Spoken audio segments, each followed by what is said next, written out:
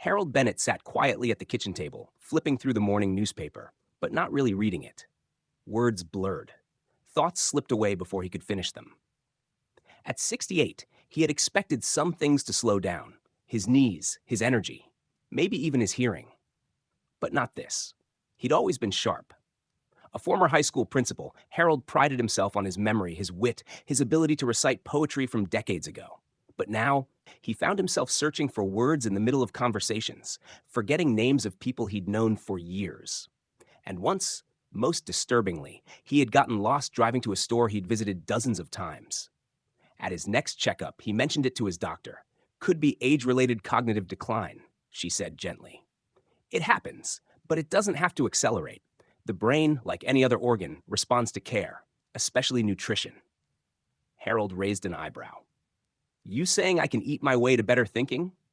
"Not a cure," she said, "but there are foods proven to protect the brain. Some can even help slow shrinking as we age." That night, Harold did something he hadn't done in a while. He researched, not aimlessly scrolling on his phone, but actual, focused reading. He dove into articles from medical journals, nutritionists, even neuroscientists. The data was clear. The brain does shrink with age, beginning around the mid-40s and accelerating later, but it shrinks faster when it's undernourished, inflamed, or lacking key nutrients. And then he found it. 5 foods repeatedly mentioned in studies as brain-preserving, memory-boosting, and inflammation-fighting. The next day, he cleaned out his pantry and went to the store. He was going to fight for his mind. The first item on his list? Fatty fish, especially salmon, sardines, and mackerel. These fish were rich in DHA, an omega-3 fatty acid that made up much of the brain's gray matter. Studies showed that seniors who consumed these regularly had less age-related brain shrinkage. Harold hadn't eaten fish in years. He'd never cared for the smell, but he was determined. He learned to pan-sear salmon with lemon and dill, eating it twice a week. Within days, he noticed not just better clarity, but fewer mood dips. The second food was leafy greens: spinach, kale, and Swiss chard. Loaded with vitamin K, lutein, folate, and beta-carotene, these greens were proven to slow cognitive decline.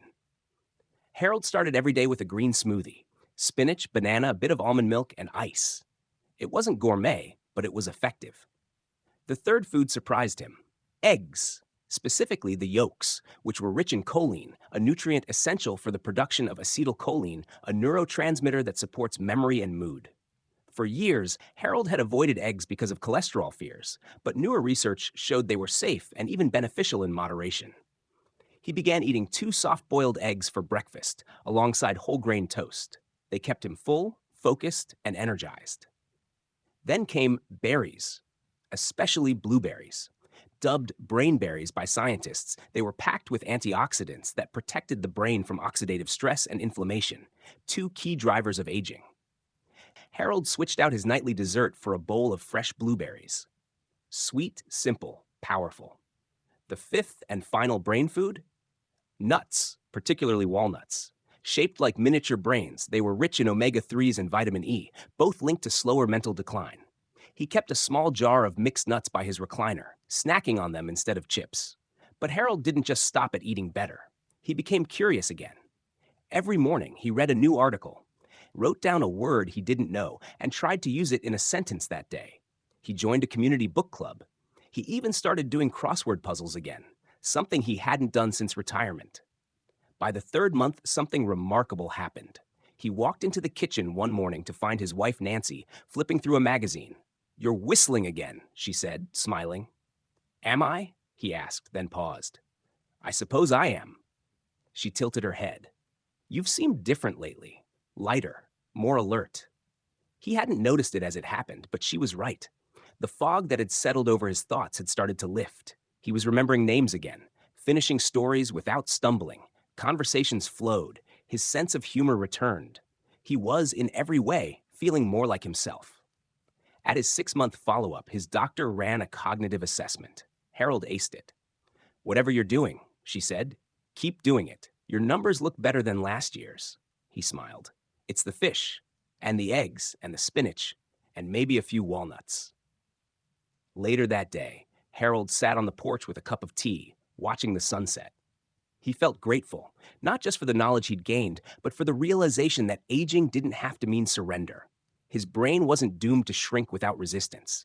He could nourish it, support it, fight for it. And every time he cracked an egg, ate a spoonful of blueberries, or tossed spinach into the blender, he was doing exactly that. One meal at a time, Harold was keeping his mind and his life sharp.